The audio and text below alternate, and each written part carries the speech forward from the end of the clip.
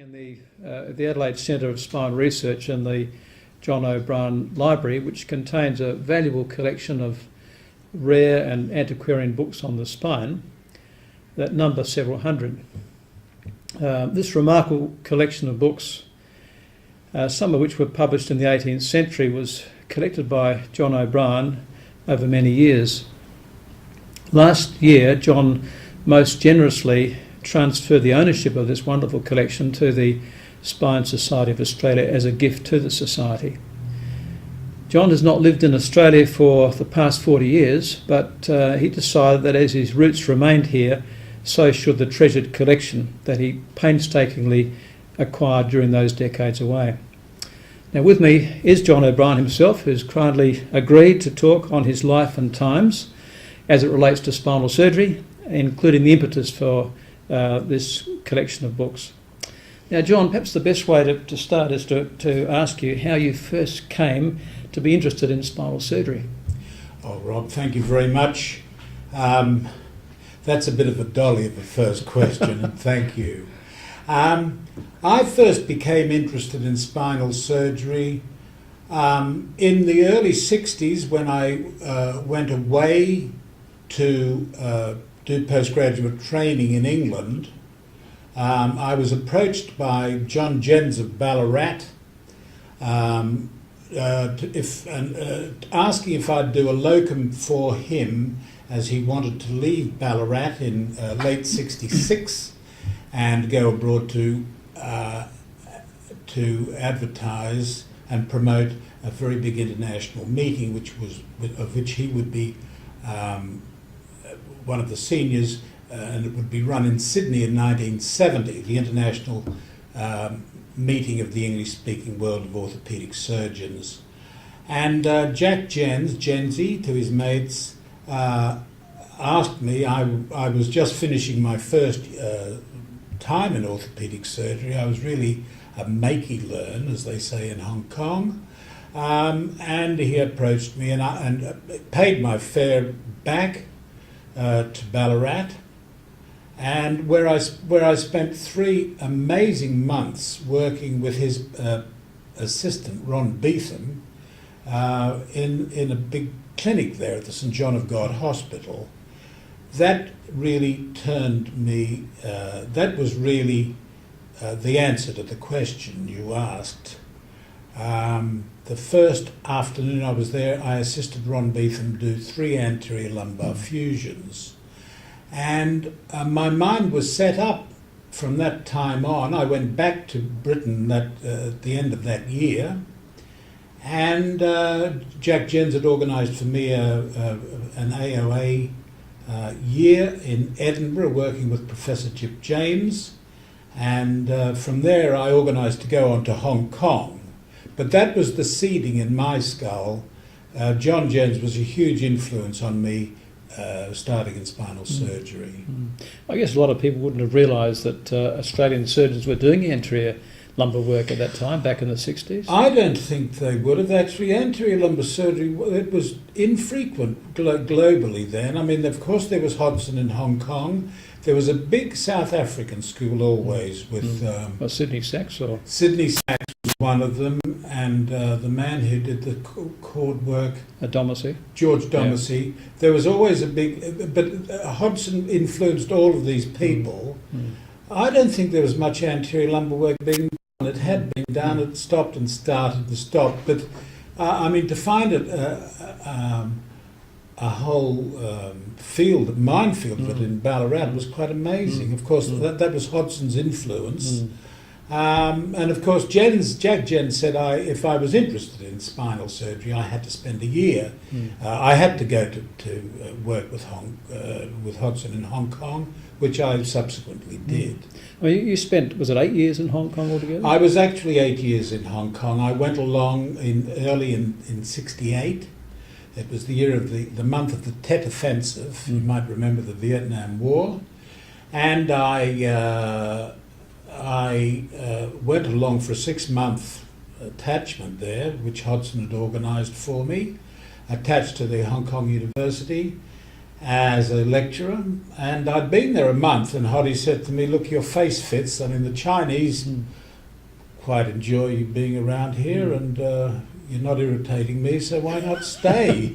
I mean, a lot of people went and visited him, but I mean, you must have been something special to have been asked to stay on to beyond that. And then 8 years is a long time. And well, it was. You see, I was absolutely electrified by what I was seeing there in the first few weeks. I couldn't believe it was against all the everything I'd been sort of taught in London and Edinburgh.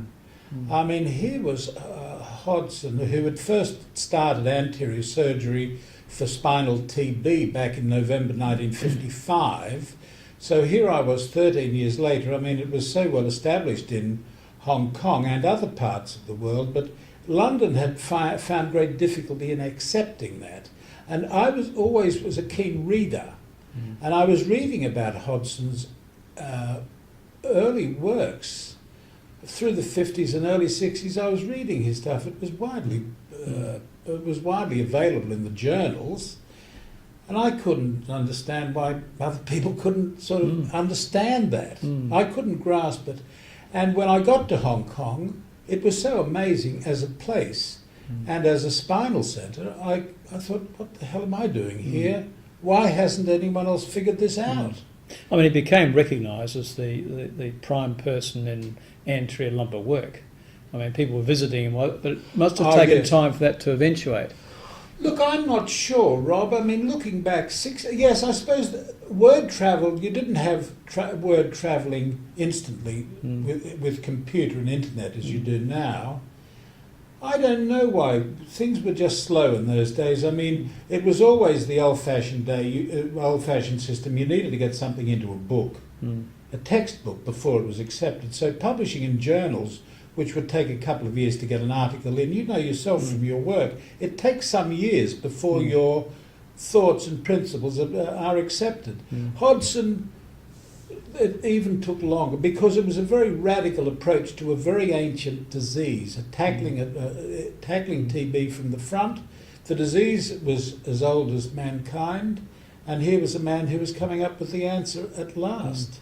You had that wonderful symposium that you organised in '68, was it? With in September '68. Next time the WPA, and obviously a lot of major international surgeons came then. But were there other times when surgeons would come, or was that the sort of pivotal time for the congregation of them? That was a particular time because Alan Dwyer was in Hong Kong then, and he did his screw and cable operation for the first time outside of Australia, just at the beginning of that meeting. And so there were some very big international figures at that meeting, and I'm sure Hoddy had arranged for this. There was the boss of the Campbell Clinic, there was Bob Salter, Jack Kennedy from Western Ontario, Lloyd Griffiths. It was a large party of experts, and they took the word travelled, and Ed Simmons from Toronto, many people were there, and they took this word back that Hong Kong was ablaze with technology, invention. It was electrifying then. It was an amazing time to be alive as a young man in a fairly new principle. Because at that stage you were, what, middle 30s, I suppose? No, I was just 30, and I was just sort of feeling my way. And it was just, it was a time of great excitement because every day was another invention. You know, there was, on top of the TB and the anterior approaches for diseases and spinal curvature, there was all the paralytic deformity, all the polio, residual polio. We didn't see too much acute infectious disease, but there was an amazing amount of orthopaedic crippling disease. And I was the clinical superintendent in a 200-bed children's orthopaedic hospital. It was an amazing time. Obviously, you formed a very close relationship, attachment with Hodgson. Well, what sort of a person? What was he like? Well, he was a wonderful man. He was very inventive. He was wild. He was a son of Uruguay, Spanish-speaking. His parents were Anglo-Scot, and they went out to build the railroad he lived in province Florida, just outside of Montevideo, and in later years I was a guest speaker of the Uruguayan Association and visited and met his sister Joan and met his nephews and nieces out there. He came from that background. He was at about age 4, he was at boarding school in Kent in England. He then did medical school. He was at medical school in Edinburgh. He was then he was a military surgeon in the Second War. He was of the same vintage as John Chandley. He worked with Ken McKee, the hip surgeon expert, and then when the NHS came in, which was 1948. For some reason, he couldn't get a job. And there must have been many people stuck like this, all back as military surgeons back from the war, hundreds of them, and only so many jobs to go round in a state-run health service. And Hoddy couldn't get a job, and he was disappointed interview after interview. He was by then married to Monica with 4 young kids, and he really immigrated to Hong Kong to a lecturer's job in orthopaedic surgery, which he started in 1950, and of course that's where really I think contemporary spinal surgery began. How was he viewed by the other sort of locals, the Chinese there? Well, the locals feared him. He was a tough guy. He was admired and respected by most. Harry Fang adored him, and Harry was a great pioneer and was Hoddy's first fellow. Most of them liked him. I mean, he was a man. He was a tough man. He could be very difficult. He could be difficult in a meeting if you put forward some thought or something off the top of your head. For example, I was thinking, if you said you'd been to Ayers Rock, he would say, "Who was Ayer?" And if you think of all the illnesses and diseases with some guy's name in front, he'd say, "Well, can you just enlighten who was he?" You couldn't use a word loosely without knowing something about it. Right. So he kept the place fairly clean. Yes. We had several clinical meetings a week which he chaired, and he would always sit in front and be there 5 minutes early for any meeting. He was absolutely fastidious like that, and you wouldn't cross him.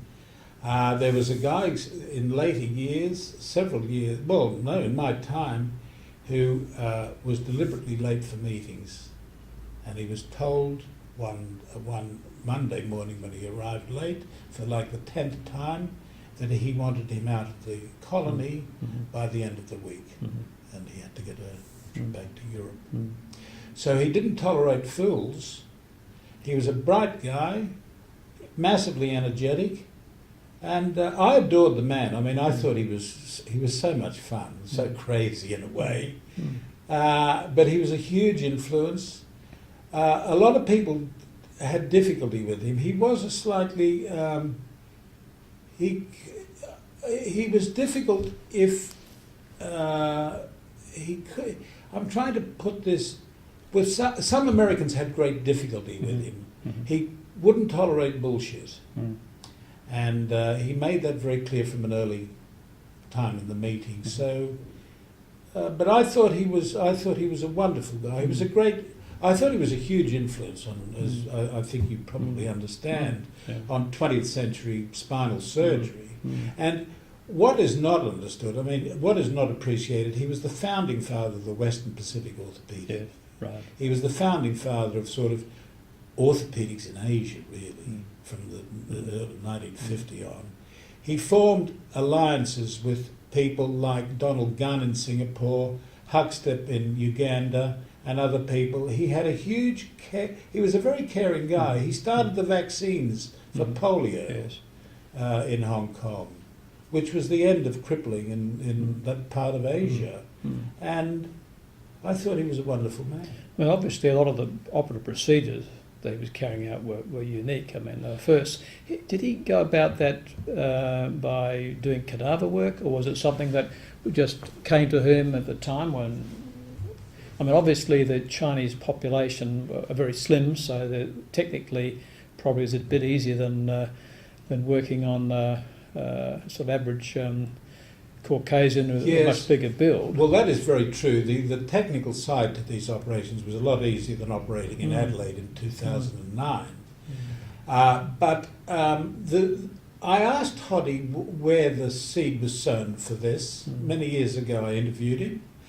And he said that when he first went into the cadaver room studying anatomy, or maybe it must have been doing anatomy as an undergraduate, he was aware that when it was doing post-mortem, so halfway through medical school, he was aware that when the corpse was eviscerated, that the whole spine was on view from the upper cervical spine down to the pelvis, and he realised immediately its accessibility if you had the right technical approach.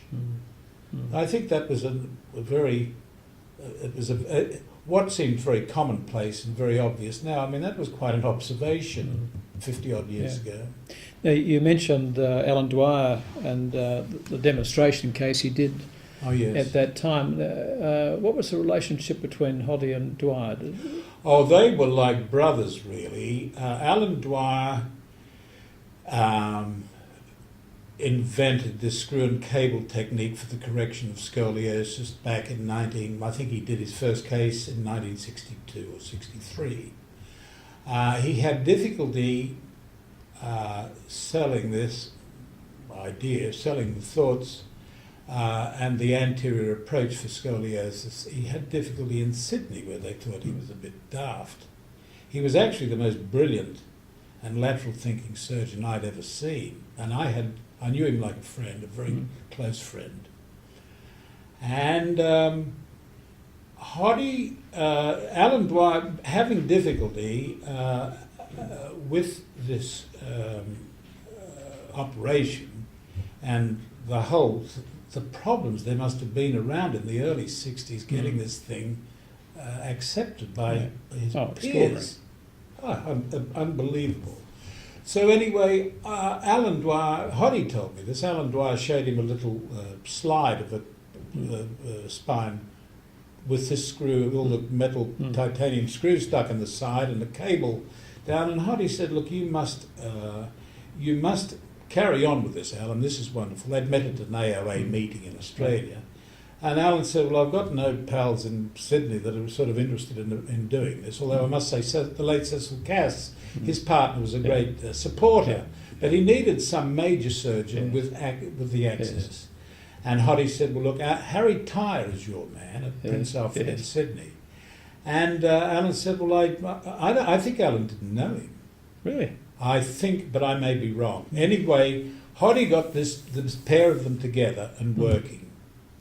And this must have been from the mid-60s on, they were doing one case at the Mater Hospital, and then a weekend, on a Saturday morning later, they'd be doing one at Prince Alfred Hospital.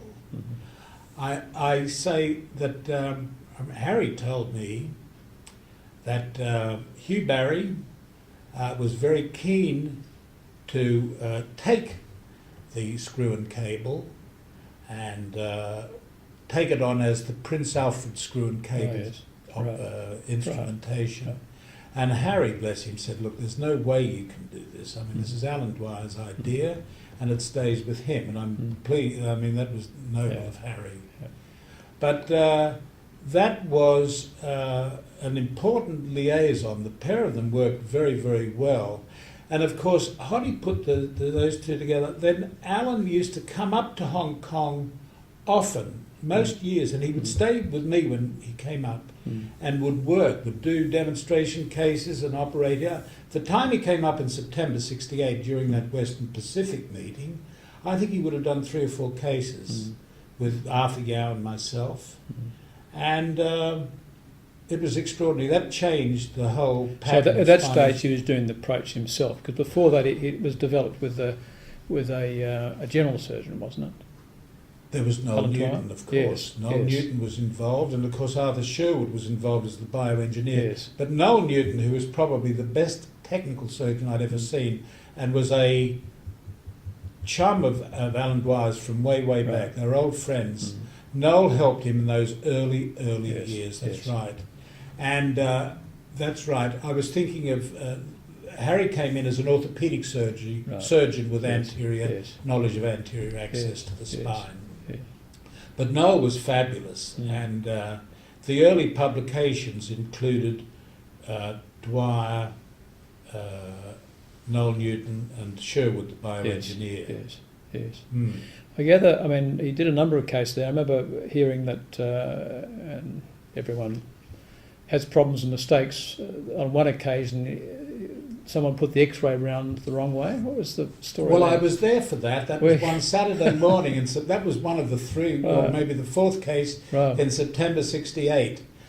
A young guy with a young teenage fellow with a neurofibromatosis spine and a nasty double curve.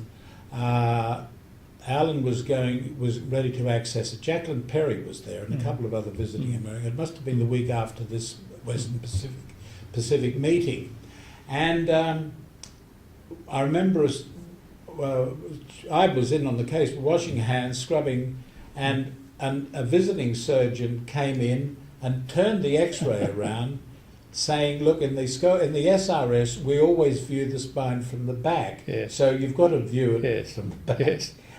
Quite irrespective of the fact Yeah, that it's done from the front. it was done from the front, and the X-ray had been put up Yes. by Alan Dwyer, who was Yes. going to do it. Yes. So one thing led to another, and the wrong curve was opened. Right.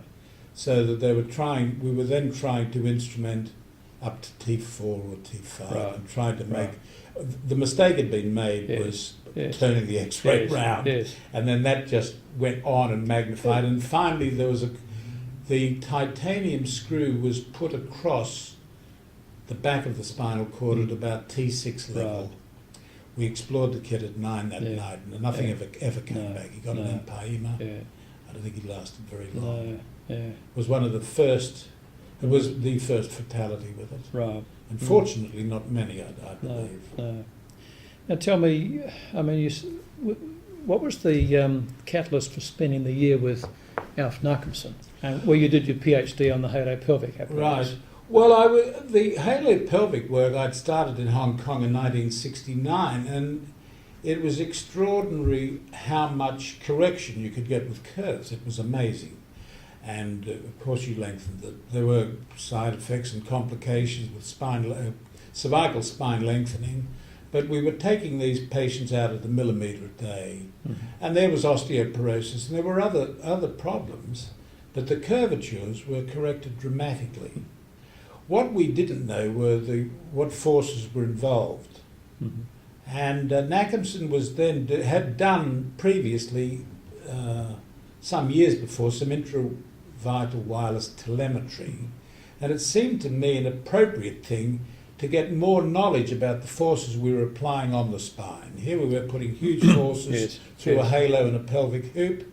I was just interested to know. I thought it would help in the development of the technique further, Sure. and in patient care, to get some idea about the forces and their dissipation, because the forces were all falling off and the patients were loose before you tighten them up the next day. And Nachemson was the only man who'd really addressed this problem of finding forces on the spine. And we invited him out to Hong Kong, and we did some joint work together, and that led to me going back to Sweden. I did a PhD over there on the halo pelvic traction technique, and the engineering principles involved. It was an interesting year I had in Gothenburg.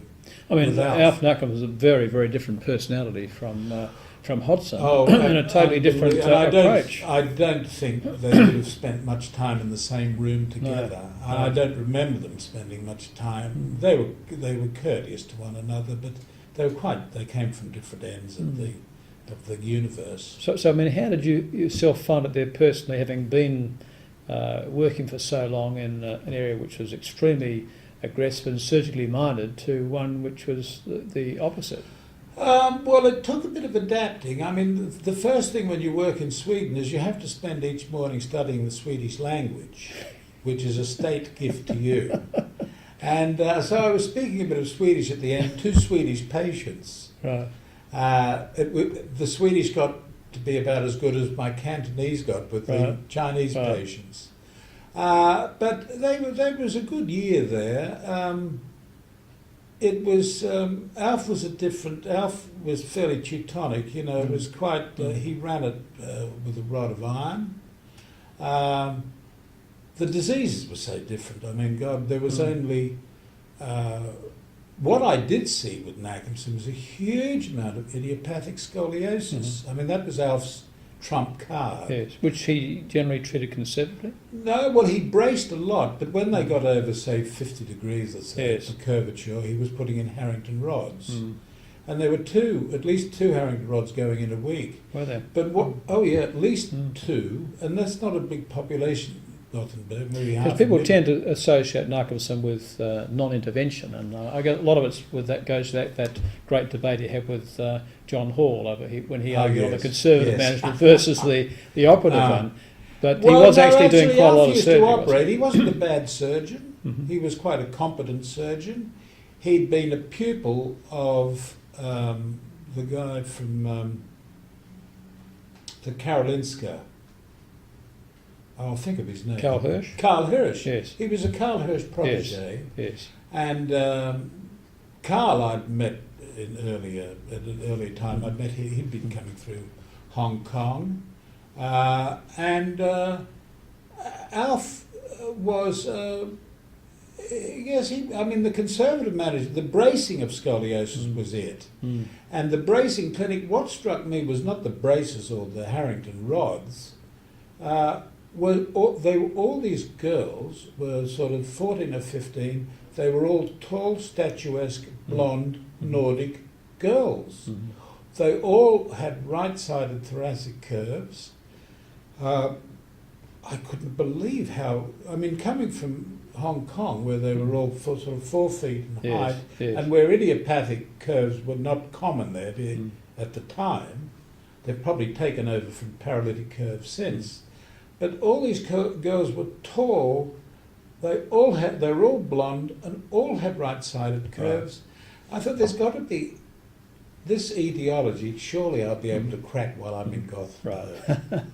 And here we are talking 35 years later, and no one's even scratched the surface. No. Yeah. There's no clear causation of idiopathic scoliosis, which drove me out of the deformity work and into the back pain, really. But it was an interesting time in Sweden, quite different to Hong Kong. I was glad I went there. So was this halfway through your Hong Kong No, it was period, getting towards the end, Rob. I think I went with Eileen, then my wife, and Madeline, my 18-month-old daughter, and we had a year there. And I would have been 7. It was the time just when that first oil crisis started. Must have been 73, 74. So I would have had another year in Hong Kong after I left. Yes. Of course, it's well known that the meeting you organised in '68, which then led to that sort of Ballarat meeting after the combined meeting you referred to in 1970 in Sydney. Right. And you had a lot to do with the organisation of the meeting itself, and that led on to the Facet Club, which then became the Spine Society, and it also led on, in some people's view, to the formation of Vissels. What do you remember about that Ballarat meeting, and what was important about it? Oh, it was amazing. Well, it would have been a day or two after the post-conference meeting. The main meeting of the English-speaking world was in Sydney. There was a post-congress meeting in Melbourne, and then a sort of side tour to Ballarat for the spinal symposium that Ron Beetham had arranged. I remember the guys there. I remember it, and I think you've got the photograph here. Yes, we have. Yeah. Alan Dwyer was there, Harry Farfan was there, Ron Beetham, Jack Jens, John Grant. There was Ed Simmons, Harry Farney from Vancouver. Those guys it was such an enthusiastic group. Alan Dwyer spoke, and so did, there was 2 days of talking. And it followed a similar pattern to what the first meeting I had. And there was a lot of buzz through that meeting about that, and around that time about where do we go from here. Look, we've got all these exciting things going on in Sydney and Hong Kong and Toronto. We need to have an occasional meeting, an annual meeting. What can we do? And that was where the seed was sown, ultimately for Issels. Yes. Now, of course, the Facet Club formed a year or so after that, and I suppose Alan Dwyer, who was the first chairman of that, was clearly the natural person to take that mantle. Do you remember, was there any discussion at the time? Were you involved in that? About the first of the Facet Club? Yes. No, I don't remember that. No. I don't think there was. What regarding the chairmanship? No, just the formation of it at that time. No, I don't remember. I just remember the Facet Club was formed. I was out of it because I'd been in Hong Kong for a couple of years then. I think Ron Beetham remained always a friend and would have kept me up to date and corresponded with me about it, but I don't remember any chat about that then at the time. Let's just move on to the next phase. You moved from Hong Kong to Oswestry. How did that come about? Well, I'd been in Hong Kong 6 or 7 years. Hodgson was about to retire, which would have been in mid-75, when he was 60. And Arthur Yao was going to get the chair. Just at that time, just about a year before that, I got this letter from a Professor B.T. O'Connor in Oswestry telling me he'd trawled the world and looking for a spinal man to set up a department, and his eyes had rested on my name, as you can imagine. Yeah. The word trawling is interesting. Trawling was interesting. He saw you as a small fish or salmon. a big fish? A salmon. A small salmon. Oh, God. Anyway. Had you met him before? No, I didn't know him from a bar of soap. Yeah. So anyway, I went... So I thought, well, this is interesting, and Eileen and I chatted about it and thought, well, by then, this is before my year in Sweden, but by then I was determined that spinal surgery would be my future because of just what I'd done, and I was and no one else was doing anything, and I could see there was a niche, and so I focused on this time. It seemed like there weren't many full-time jobs around. I'd approached Professor Taylor in Sydney during that combined meeting in 1970, and there was not going to be any future there, no immediate future. And so the Oswestry thing was attractive. I'd always wanted to come back to Australia, to Sydney specifically, but I was getting quite specialised in my field. You'd been out of the country for a long time. I'd been out of the well, country for a few years, and it was not going to be an easy re-entry. Yeah, a logical thing might have been to have had support from Alan Dwyer, but of course then he'd Well, you see, Alan died away, in 73, wasn't it? Well, I think 74. Yes. That always occurred to me. Alan was not an organisational man. He was not a department man as such, and he always had to battle his own wars so hard that he wasn't. Hodgson was an extraordinary department man. Yes. Alan was the least that. This approach from O'Connor, I thought, well, God, it's a full-time department in a famous centre. Yeah. I could do worse.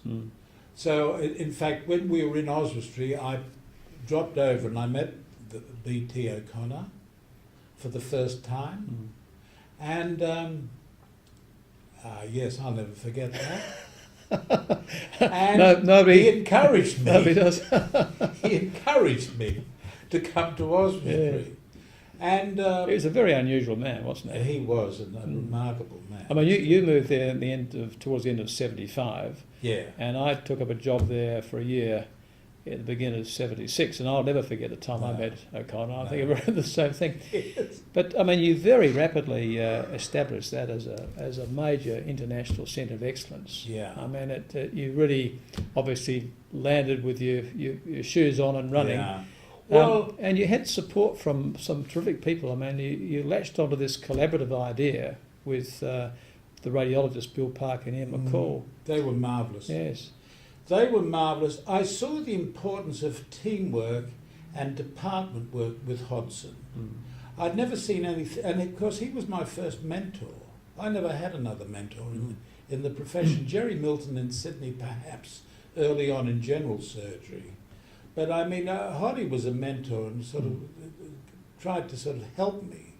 So was he getting other people involved from, I mean, at Oswestry you had people like Professor Kelgren, the rheumatologist, come down, John Ball, the pathologist. You were getting collaborative work. Was that the impetus from Hodgson, or was that something you developed from the first DISLS meeting where people from different disciplines were coming together? No, I don't think it was, Rob. It certainly, Hoddy didn't have people, he wasn't surrounded by people. I mean, he was centre point, and that was it.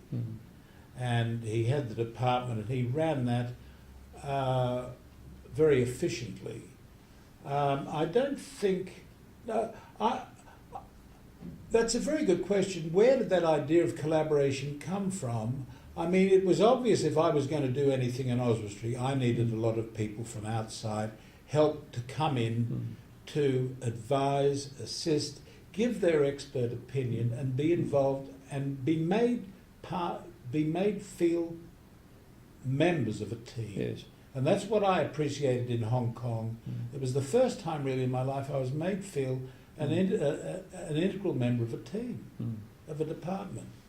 And that's really what I wanted to... that's probably what I handed on best and most in my life, was giving to people the interest and the enthusiasm to want to join and be a member of that team. And once you got that enthusiasm, which you're right, it was infective enthusiasm in that period, and so many guys got so excited by it. It was a marvellous time in history, actually. Yeah, it was looking wonderful. back. Wonderful. And it was, you only... And people, of course, old Yonke Kelgren was one of the great thinkers in pain and arthritis and every other thing. He was an amazing, soon-to-be retired professor of rheumatology in Manchester University. When I arrived in Oswestry, I approached him about coming down. I mean, I didn't know he was alive. I thought he'd been dead 30 I remember years. he came down, you had him down in the operating theatre, which at that stage struck me as very different to have, as I say, a rheumatologist, then you had a And of pathologist. course, they were so amazed that they would be invited. Yes. They all wanted to be part of the team, and yes. all wanted to be around. And the centre of the centre of the focal point was the patient. Yes. And if they got that message that they were part of the treating team, they got very, very excited. Most people did, and they still do. They want to be part.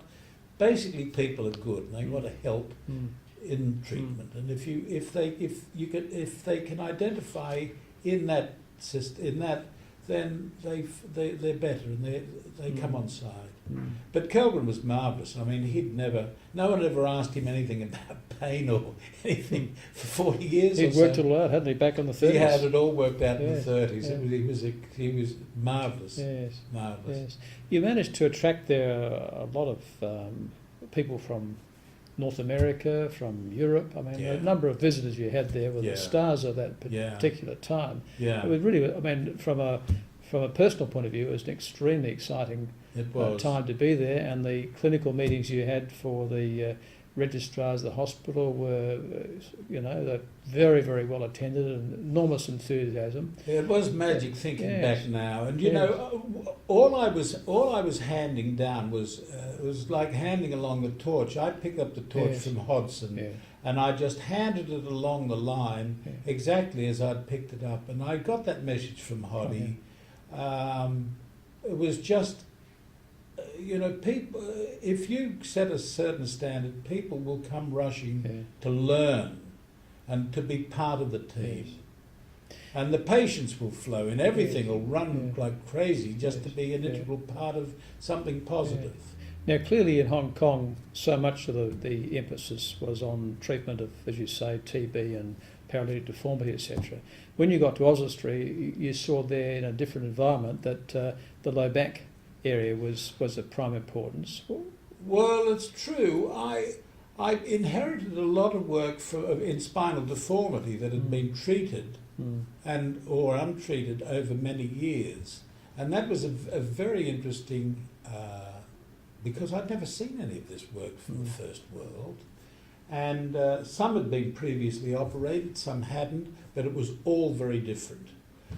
And that was actually quite tricky, some of it, because it was stage reconstructions and corrections of spinal curves. And as you well know, the instrumentation then was very basic. I mean, there was the Harrington rod and the knot rod, and that was it, till much later. With Bill Park's enthusiasm, I got more and more interested in back pain because that was a huge challenge that no one seemed to ever really address. And Bill and Andy and McCall, with their enthusiasm for investigating, they were radiologists, and you remember them well, with their enthusiasm for investigating, it was not difficult to take on a patient with a complex spinal pain problem and thoroughly investigate them and find and define the anatomical site of the pain, which then made treatment, surgical treatment, rational and made the thing manageable.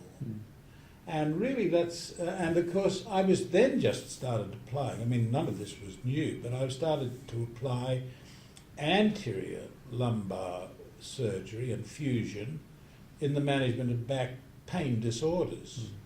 And I think no one had really done that as extensively as we were doing in 76 in Oswestry. And that opened up a whole new, and you must remember that Issels was only like 2 years old then. Yes, yes. So that was a whole, it was an exciting period actually. That's probably when you stepped into Yes, no, I mean, it struck me that your emphasis had changed very much from deformity to low back. How long did you continue with the deformity work at Oz? Was that something which became less and less as the anterior... Well, because I was doing so, because I'd done so much in Hong Kong, I just got slightly tired of it. The workload wasn't there. The paralytic deformity and the TB, which I'd seen so much of in Hong Kong, they weren't there. The challenges were still there in deformity, but I don't know, it wasn't... I think in London I would have seen a lot more complex deformity. I just got more interested in... There were so many... See, I think we covered a lot of the problems in the management of the difficult back deformity. A lot had been covered. The principles of the surgical techniques had been covered in that period, and so I was just looking at other fields, and certainly the back pain. I thought, God, no one seems to have stumbled onto this. There was no real answer, and most of the results with whatever you did, I mean, you look at the results of laminectomy, the results of myelography, it was a very defeatist approach towards back pain and sciatica in the 70s. And I thought, I can only help improve this. That was my attitude towards it. Now, you had a sort of personal experience of this yourself, hadn't you? I mean, your own back history, you'd had a laminectomy, was it by Douglas Freebody? Douglas Freebody, operated on a big L4-5 disc in 72. And then I ran into a bit of problem, a bit of difficulty back in Hong Kong 3 years later, and Hoddy and Arthur Yao did a 3-level anterior lumbar fusion on it. 3 levels is a lot of levels. It's a lot of levels. And the original procedure was at 4-5. Why did they decide to do 3 levels? I mean, it's obviously served you well over all these years, I've but done very well. it was. I think, well, the management, the idea used to be if you had L45, then you would have fused from the front. If it needed to be fused from the front, then you would add the lumbar sacral disc. Yes. So having done those two levels, I think they had a tinker at the L34 disc. Yeah. I think they did a saline acceptance test. Right. It's interesting how things change, isn't it? Because you told me before this is something you didn't know about till you woke up and found out you did a 3-level. And saline acceptance test, which had been promoted by Paul Harmon. Yes. Yeah. And I wasn't. I mean, you know, back then I don't remember even doing a written consent. No. But those things weren't even discussed there. Yes. But I was quite happy with what I got. I thought I got a very good band. Yes. Yeah. Now, I mean, you were a slightly bigger build from the Chinese that they were operating, so no doubt it was a little bit more difficult. But is there any truth in the story that you had a glass of beer a few days later and the wound popped and you had to have it redone? No, the wound was fine, but I did. The reason there was an explanation. I was at Canossa Hospital, Italian nuns' hospital where Hoddy did his private surgery, overlooking the harbour. The Queen and Prince Philip were due to sail into the harbour for the first time ever, 3 days post-op. Right. And I celebrated by having a few friends in, because it was a panoramic view of this. And one thing led to another, and I was ill the next day. I got into a lot of trouble over that. Yes. But anyway, I did fine. Fine. I was in a huge plaster cast for 6 weeks. Yes. And all went well. Yes. I mean, it's not often that a surgeon can speak from experience when he advises a certain procedure, and that's something unique for you in the spinal world. Well, it is. When embracing anterior spinal surgery.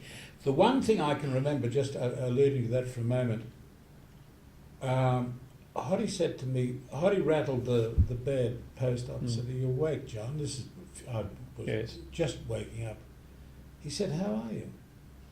I thought, my God, all that pain's gone. Yes, right. And I mean, totally gone. I hadn't been free of that for years. The leg pain, the back pain, all gone. Yeah. This is post-op lying in bed.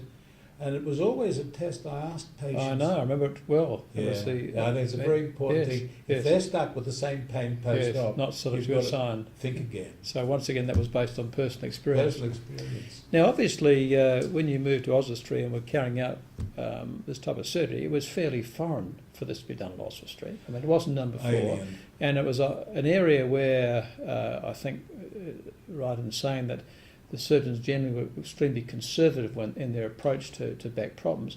How do you think your aggressive approach there was perceived by the other surgical consultants? Oh boy, who came all over the place? I'm not sure looking back. I think there was a lot of reserve about it. They weren't sure. They couldn't be sure what I was doing, why I was doing it, where I'd come from. And they were just hoping that things would smarten up in due course. Yes. But looking back, I must say, Brian O'Connor, he gave total support, and I think having appointed me to the job, he was all totally supporting. He was the guy who used to support people to the hilt, didn't he? He was a massively supporting, Despite his other problems, he was. That's one thing. He used to say he wanted to be regarded as an enabling officer. Yes, yes. And he was great at what he said he would do. He was very loyal. Yes. Eccentric but loyal. Yes, yes. Yeah. But the other fellas had a difficulty, like Roland Hughes had difficulty with anterior lumbar surgery, and a lot of the others did, because a lot of them were schooled in the Robert Jones sort of tradition, which did not include anterior lumbar surgery. Yes. But you see, that time was a sort of a period of change in surgery, spinal surgery and other surgery. I mean, things were becoming, implants were coming into, implants were being used, hip replacements, knee replacements, and screw and cable surgery for scoliosis, anterior lumbar fusions. There was a watershed right there, and I think we were sort of part of that. Yes.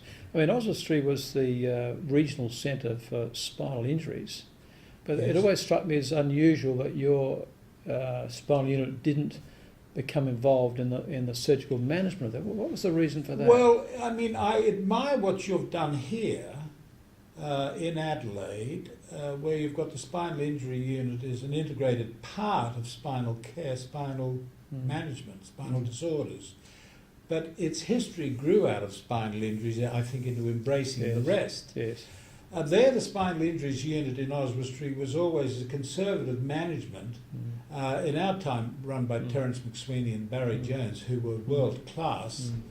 And I think I was not involved at all with the day-to-day thing at all, but I was involved with a lot of the discussions about potential surgical care when it might be needed, usually in terms of instability and usually not in terms of cord decompression, which was still then a bit alien.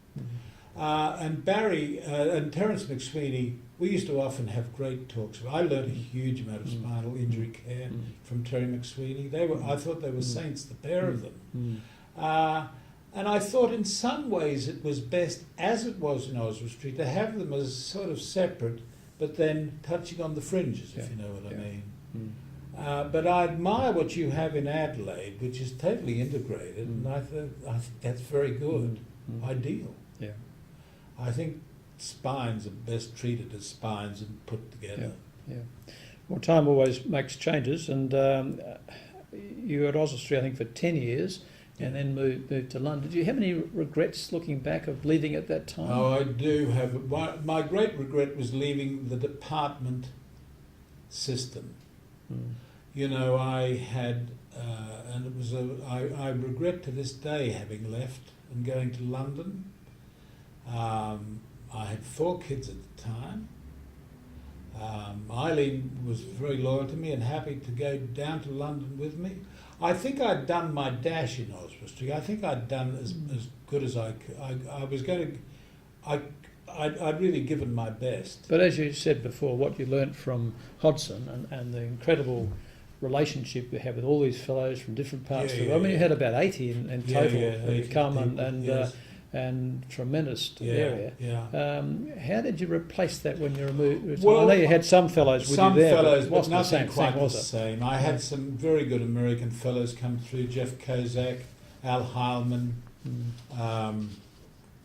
Kevin Gill, and others, mainly North American guys, but it was not the same department thing. No. What was it like working in Harley Street? That's where you were. Well, it was nice. It was interesting. I was never accepted in. I was never really accepted in London for the same reason as I was regarded as a bit of a renegade, and it was the private sector, so I was opposition. Yes.